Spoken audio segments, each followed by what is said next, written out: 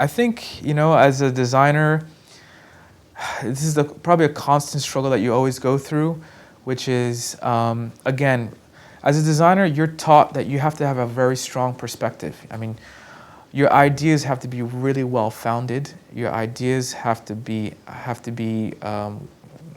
have sort of validity to them. So whenever you propose something, it's a natural thing that you've done your due diligence to make sure that this is a strong idea and that it has validity and that it's something that has the potential to grow into a successful product.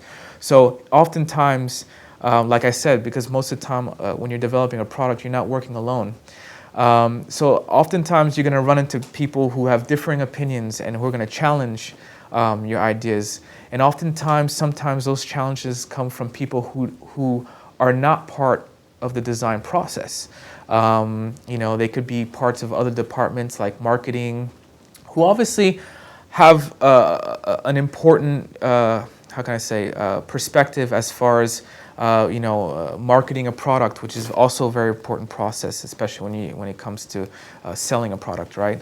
But at the same time, they have not sometimes done their due diligence as far as going through, the process of how you determine the best design moving forward, and that's something that we do as designers, and we do a lot of work to make sure that whatever we push forward is a strong idea and something that's consumers are gonna gravitate towards. So I think the biggest challenge is when you have opinions from sometimes senior level people who sort of contest your design or sometimes steer your design in a different direction, without having done their due diligence. And I think that can be frustrating and challenging. And how do you work around that and proceed forward? I think that is often a sort of challenge and sometimes a frustration that designers go through. So I think as part of the design process, you're never alone.